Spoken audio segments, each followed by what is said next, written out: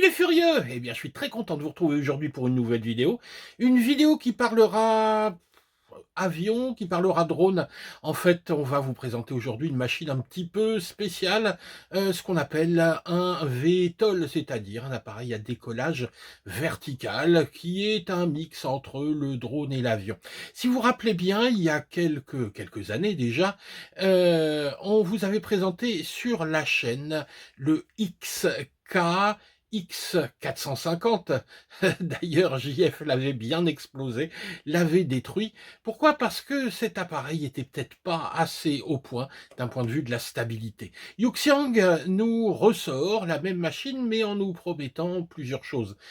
Premièrement, que les qualités de vol vont être améliorées, un appareil plus stable, et deuxièmement, des performances qui, selon eux, vont être un petit peu supérieures avec un vol 3D qui sera plus simple.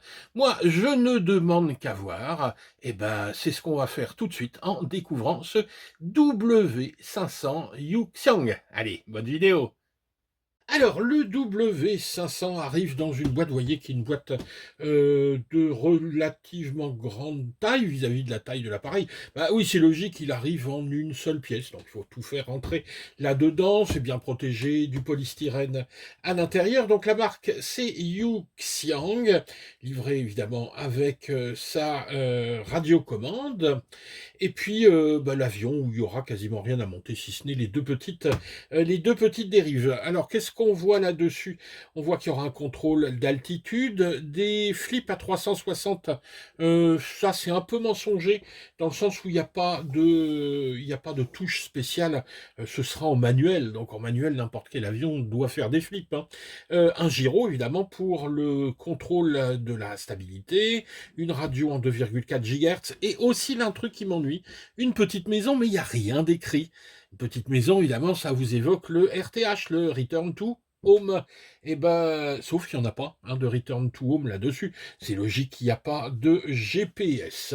Donc voilà, la boîte, pas grand-chose à dire. Ce qui nous intéresse, évidemment, ce qu'il y a dedans. Et voilà tout ce qui arrive à l'intérieur de la boîte. On va faire un petit inventaire avant de regarder le principe de vol de l'appareil et les différentes fonctions. Donc évidemment, l'avion, drone, avion, comme vous voulez. On va commencer tout d'abord par les deux petites dérives. Ce sera le seul montage qu'il y a à faire. Donc je regarde, on va quand même essayer de les mettre dans le bon sens. Donc, alors, clac, voilà, donc il y a un clic, donc je pense que c'est comme ça que ça se monte. On va mettre la deuxième, et clac, voilà. Donc c'est ok, les dérives sont bien installées. Vous voyez, il n'y avait pas grand-chose à faire sur l'avion. Alors, tout d'abord, la notice. Allez, on regarde ça vite fait. Notice anglais, chinois comme d'habitude. On voit ce qui est intéressant sur la radio. Les différentes fonctions. Bon, en fait, c'est ce que je vais vous raconter tout de suite. Je vais vous faire la traduction du bidule.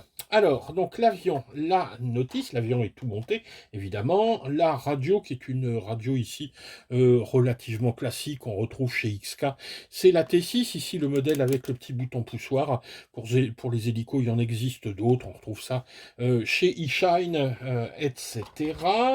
Ici, moi j'ai la version avec trois batteries. Donc les batteries sont des 11 volts 1, c'est-à-dire des 3S en 1000 milliampères, avec ici une fiche XT30.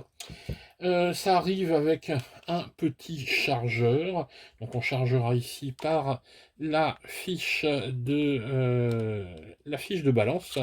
Tac, vous branchez ça sur votre chargeur de téléphone et ça charge.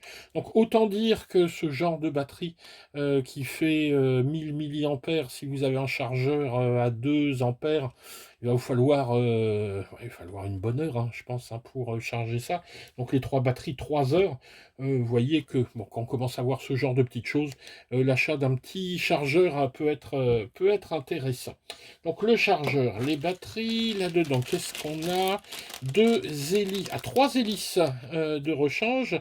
Ici, je vois A et B parce que les hélices ici seront différentes, hein, l'une de l'autre. On aura des hélices qui tournent dans le sens des aiguilles d'une montre et une autre qui tourne dans le sens inverse. Donc à l'avant ici, on a une A, une B et à l'arrière une B. Donc il nous donne comme rechange deux B et une A. Bon, on va essayer de pas casser d'hélice.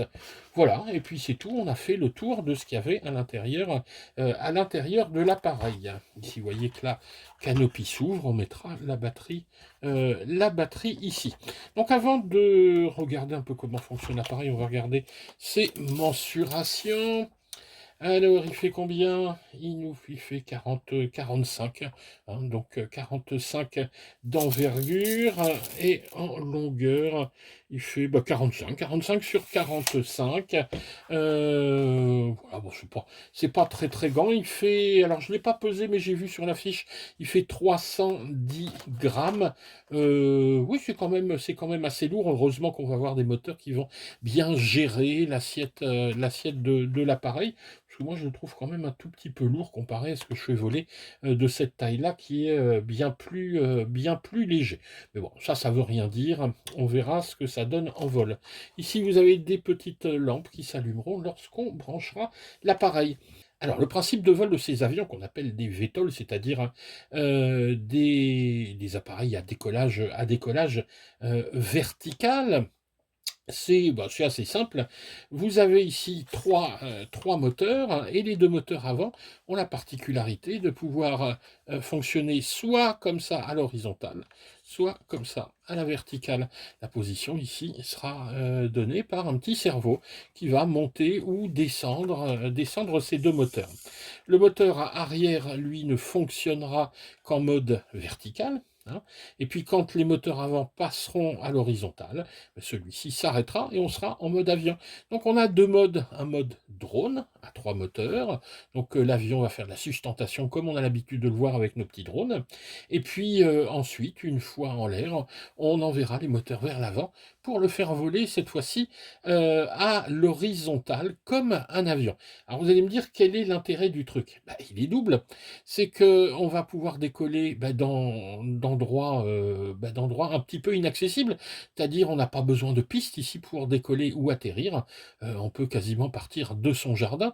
Si vous avez un jardin avec des champs autour, vous décollez de votre jardin, vous allez voler autour des champs, vous revenez, hop, vous vous posez. Donc c'est quand même, ça c'est quand même un avantage, c'est quand même super sympa ce truc. Ensuite, une fois en mode horizontal, là, on va voir tous les intérêts de l'avion, c'est-à-dire la vitesse de déplacement, les économies d'énergie, parce que ça consomme beaucoup moins, donc on va avoir un temps de vol un petit peu plus long, puis la possibilité de faire des acrobaties, ce qu'on ne va pas forcément pouvoir faire en mode drone. Donc on a le côté pratique du décollage et de l'atterrissage du drone, et le côté fun du vol de l'avion. Donc voilà un petit peu le principe. Si on regarde la radio et les différentes fonctions, hop, cette radio, il lui faut 4 piles LR6. On a, donc je vous le disais, hein, c'est une radio classique. Donc là, comme on est en mode 2, c'est-à-dire que les gaz sont à gauche. Quand je vais monter ici, je vais accélérer, et ici, je vais ralentir les moteurs. Ici, j'ai les ailerons donc, qui sont là, ce qui va permettre à l'avion de s'incliner à gauche et à droite quand il sera en mode horizontal, quand les moteurs seront en mode horizontal. Mais ça permettra, quand il est en mode drone, hein, de slider comme ça, hein, de translater sur le côté. Pareil avec la marche avant, la marche arrière. Alors attention quand même, c'est que ici, quand je vais pousser en mode drone, il va avancer. Par contre, quand je vais passer en mode avion, quand je vais tirer, hop, il va monter. comme sur un manche à balai, hein. Et là, hop, il va descendre, hein. Mais de toute façon, regardez, en drone, quand je vais vers l'avant, le nez descend, hein. Quand je vais en arrière, le nez monte. Ben, ça continuera à faire la même chose, sauf que, évidemment, quand le nez va monter, l'appareil prendra de l'altitude.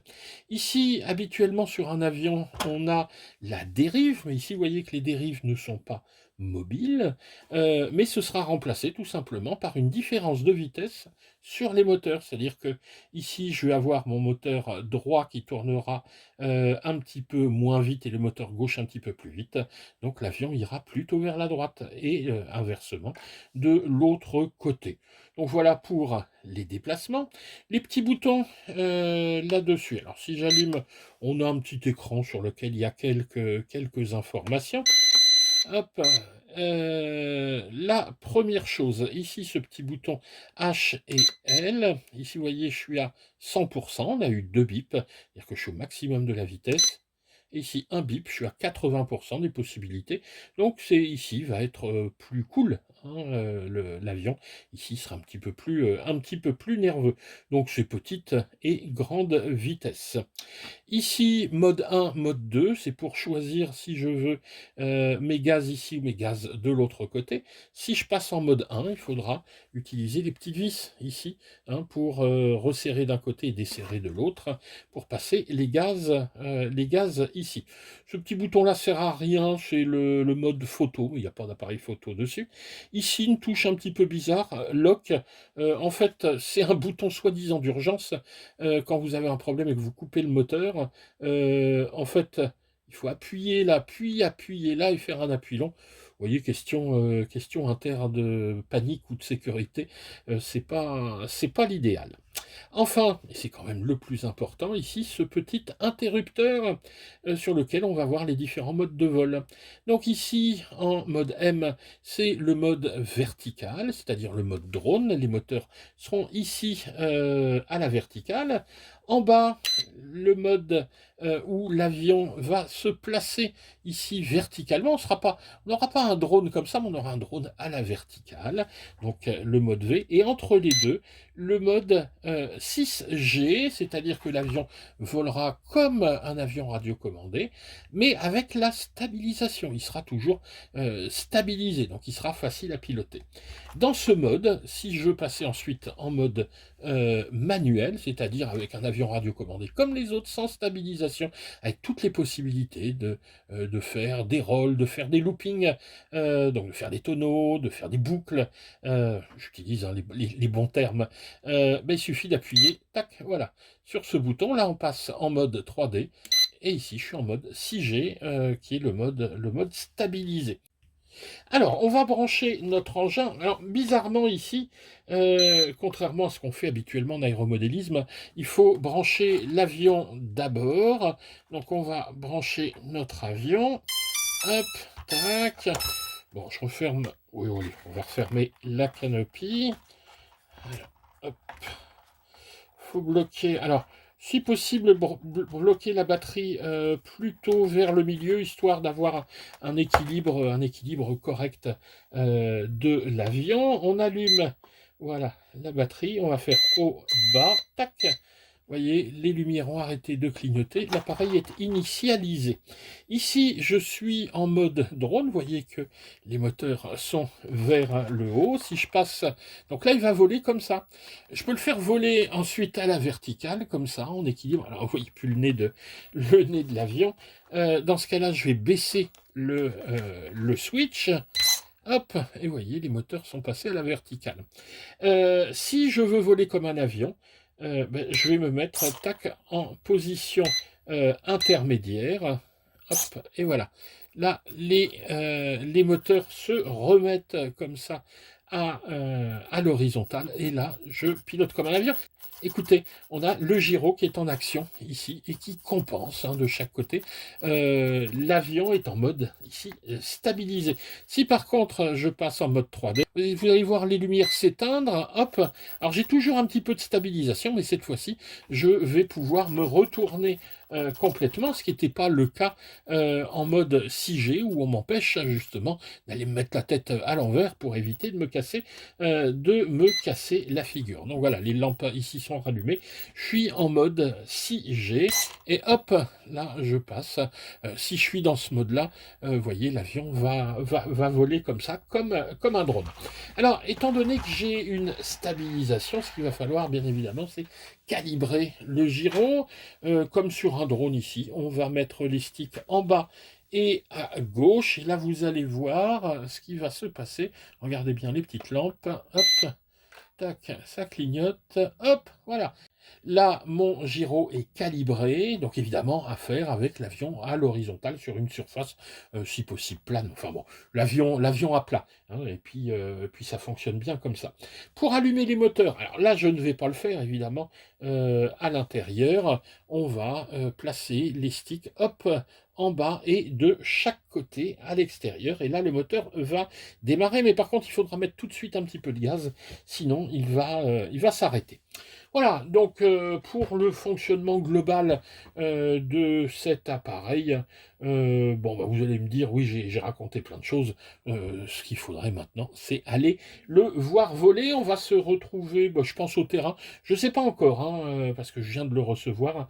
Donc on va voir si on va dans la campagne ou si on va au terrain. On se retrouve tout de suite pour le vol de ce W500 de chez Yuxiang.